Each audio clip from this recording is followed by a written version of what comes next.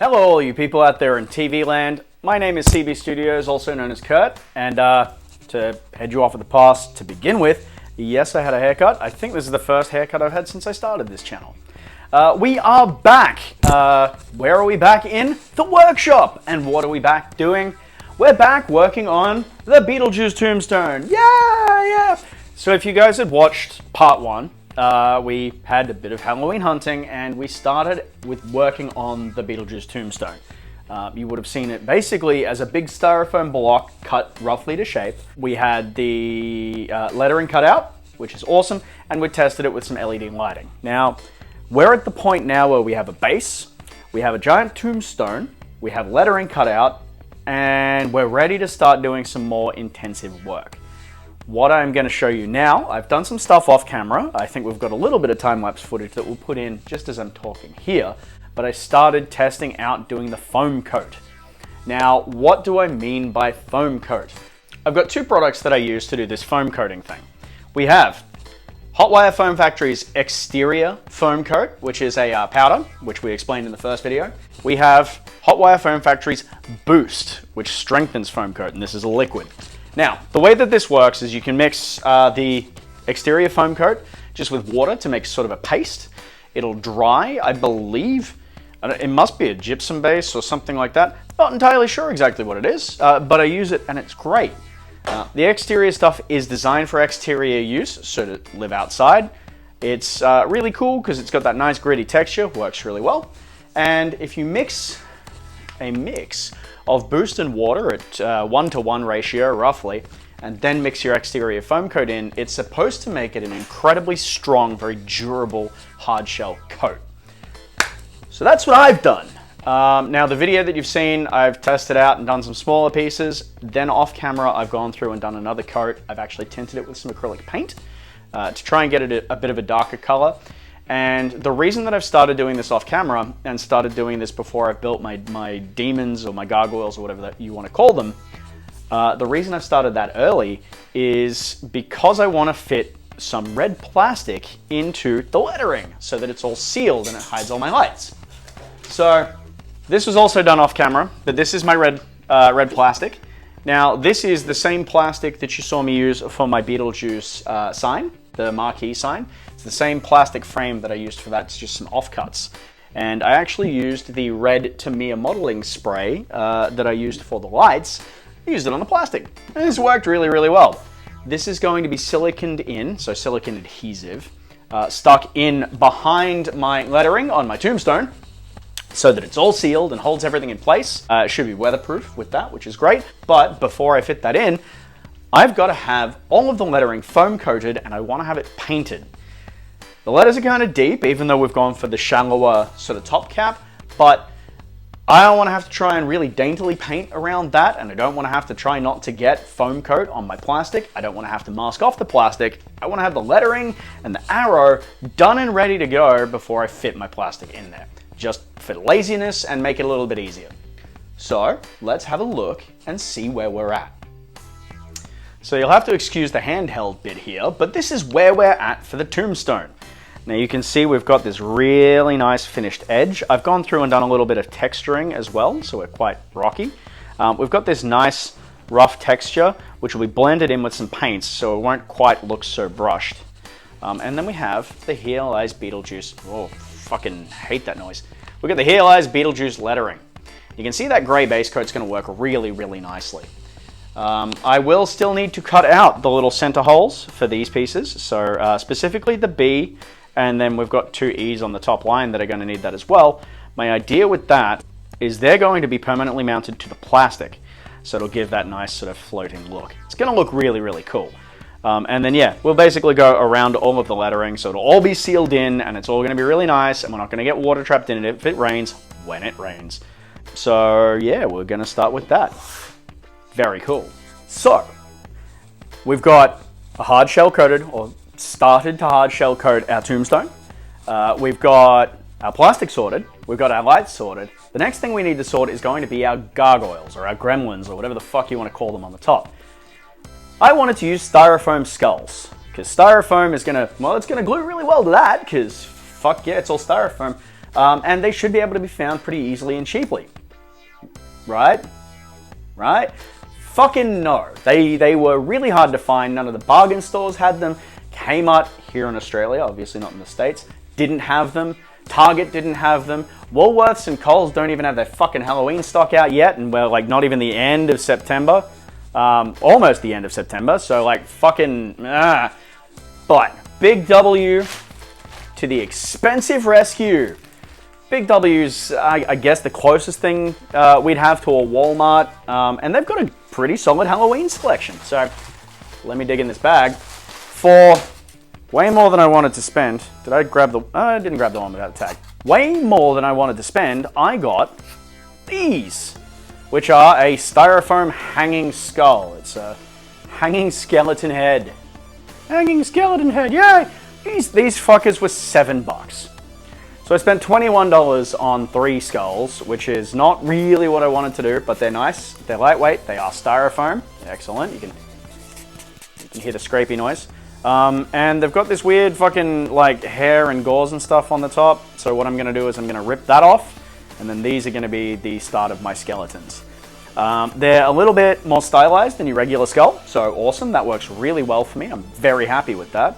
And basically just got to make a ribcage and some arms and shit. We're going to stick these on and maybe decorate. Well, obviously these will be hard-coated as well, but we might make them a little bit more, or a little bit closer to the movie ones, possibly. We'll see how that goes. So, we've got skulls, we've got plastic, we've got a hard shell coat to go onto our tombstone, and I guess we start going. Am I going to get this finished today? Absolutely not. But I'm going to make a dent, so we'll probably have a part... This will be part 2 of 3. Let's hope there's less chaos than last time. Let's get to work.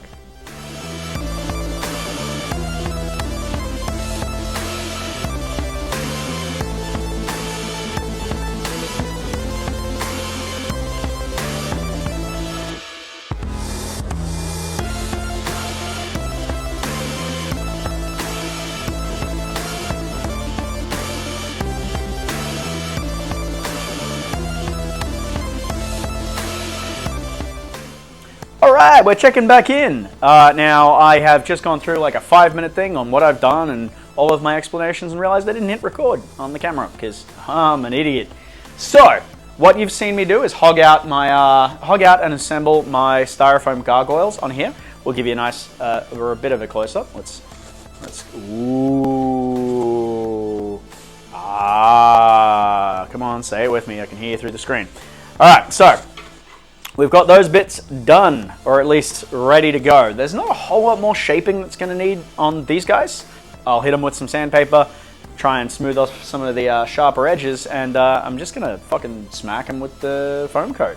What I am going to do, you may notice a bunch of big voids and gaps and things like that. I'm going to use the stone coat to fill in those gaps. These have all been really heavily pinned in place with the barbecue skewers, so should be fairly strong. That'll just back all of those joints and hopefully give a little bit extra strength. Not that anybody's going to be hanging off it, but just, you know, because. I may even put some extra pins in some of those places just to keep them together. The next thing to do is the gargoyle for the top, and I've got a big piece of high density foam from when I did my Pirates of the Caribbean chest, and I think that will work either that way or that way. He's going to be styrofoam falling down, really fun. I'll try and rough out as much as I can of him this afternoon, but I'm almost out of styro goo, which is poor planning on my part, so I will get as far as I can. What you will see this afternoon is probably a bunch of FoamCoat on our 2 gargoyles here. Start blending that all in, because the quicker I can get that done, the quicker I can start painting, I guess. I don't have the paint, at least I don't think I have paint that'll work for the lettering. But if I do, you'll probably see some spray paint noises in there, which will be great. And then I can probably start assembling some stuff. Definitely going to be a part 3 to this video, but we're off to the races, and this is looking really cool. I'm very happy with how this is going.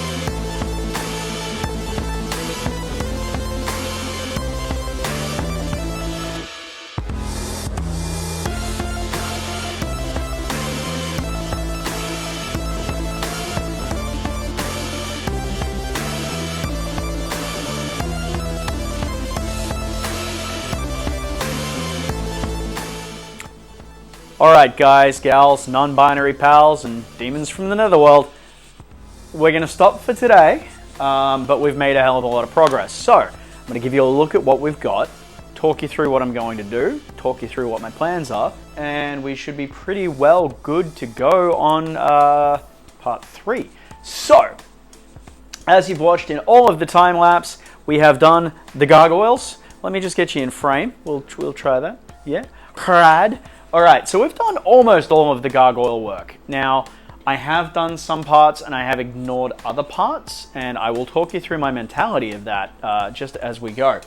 So, we've got the 3 gargoyles on the sides, we've got the heads attached, and as you've seen, I've done a bunch, an absolute bunch of the stone coat and, or of the foam coating, and I'm not done with that. There's so much more to go. I'm gonna have to buy more materials. So, what have I done? We've got gargoyle number 1. He's pretty much almost fully done. There's just an arm that needs to go here. And I did not do that arm for one very specific reason. I didn't want to. I'll do that later. That's a problem for future Kurt. This guy in the middle, he does need some ears, which I'm actually just going to sculpt in FoamCoat when that point comes. I'm not going to worry too much about that. It's a lesser detail. He does need his wings, and I am going to do the wings attached via PVC pipe, and I'm going to do them as a separate piece that's screwed onto the back. Just for if something breaks, it's going to be nice and easy. And he doesn't necessarily need the wings. They are there in the film. Foam coat everywhere. They are there in the film, but you know, that's if I need to do that later on, I can totally do that. It doesn't have to be done at this point. I'm just trying to, and it's everywhere. I'm just trying to get this done. We do need a foot there, and a hand on this guy, and they will be done later on. I wanted to get as much of the structural stuff done and then show you guys some of the foam coating, just so you could see what the process is. And the quicker I get these started to be, you know, coated, the easier it's going to be to build up a solid coating on that surface, which I think is really important because they're tall pieces and they're a little precarious on there. So quicker I can get that started, or quicker I could get that started, the stronger it's all going to be. So I'm going to take you in, give you a closer look at all of the stuff that's on here, and talk you through what we've done. Let's flip you around. Alright, so this is where we're looking. We are looking really, really nicely. As you can see, I've gone right down to the bottom on almost the entire front with the foam coat. We've got the hands. Now this isn't the finished color or finish. This finish is going to be tweaked a little bit as it dries. And this color is basically just a base color. I will probably rattle can the entire thing with gray to give it a nice sort of semi-matte finish, satin finish almost. And then it's going to be covered in a granite spray and then dry brushed. So there's a lot of work to that. As you can see, we've still got a bunch of foam that's not finished on that, but we've started getting some texture. This texture on the head, as you can see, it's a little bit rough and you can see some brush strokes. That's going to be changed as this dries. A lot of the detail on these is also going to be airbrushed and hand painted in, which will really make it pop. So I didn't bother sculpting in a whole lot of detail or anything like that because it's all going to get faked as we go. I will be loading in some more foam coat up around the digits and things like that as we go as well. I just wanted, the foam coat sticks better to itself, or sticks better to dry foam coat, so it's easier to build up big thick layers, fill in gaps. Such as down in here where we've got a bit of a gap in the foam. I will probably fill up in the elbow area there as well, but we've got like right down into here, it's really nice. As we go around to the back, it's a little bit rougher on the back, but you're not going to see the back. And that's the, hey look, you can see my TV as I'm watching YouTube. We've got a few gaps and bits and pieces and we can work on that. Now, big thing that I have noticed is all of my skeleton heads have big gaps up under the chins and in the jaws and things like that, and I don't want that to happen. So, how am I going to fix that? I'm going to fix those gaps with expanding foam. So I'm going to get a can. I'll have to hit up a hardware store anyway because I do need to do that. I'll get a can of expanding foam and I'm going to just insert the nozzle and spray it so it'll fill out those holes. Trim that off with a box cutter once I'm done, and then foam coat over the top. That'll give a little bit extra stick to the heads, so it'll hold the heads in place a little bit more. and just fill in all of those gaps so I can make it look like this is carved out of one piece of stone. What I'm also going to do is I will use that expanding foam to bind in some pieces of PVC pipe in the base of this, and that'll go through the base, the actual base, the little riser. I think I called it a riser piece. That'll go through the riser piece as well, and I can sink a piece of rebar or 2 pieces of rebar into the front yard and then slide this down onto it, and it'll pin everything in place and hopefully hold everything in case it gets windy or anything like that. So that's going to be some fun shit as well. We are actually making a hell of a lot of progress. I'm really happy with how a lot of this structure is coming together. It's looking really, really cool. Next up, you'll probably miss a bunch of foam coating as we go on this, just because I will keep working without the cameras rolling just so I can get this done. We are the 26th, I think. I don't know, my watch won't tell me. It's trying to do Siri. I think we're on the 26th of September. I want to have this out for the 1st of October, so I'm down to the wire with this one. Your next check-in, we're probably going to be starting painting, and that's really exciting. That's the bit that everybody wants to see. We'll glue in the plastic, and we'll work from there. Thank you very much for jumping in and watching part 2 of my Beetlejuice Tombstone build. I'm having a hell of a lot of fun with this. This one ran a whole lot easier when we weren't going off to a Halloween store with #Dave. So really, really fun. If you've enjoyed watching this, throw me a subscribe. I'm just over like 340 subscribers, so we're slowly inching up. If you've got any questions, suggestions, or comments on this build, absolutely throw them down in the comments below. I'd love to hear what you think about this. Thanks very much for watching, guys. Throw me a like, and I guess next time you see these guys, we're going to be painting all the fun things. Thanks very much for watching, guys.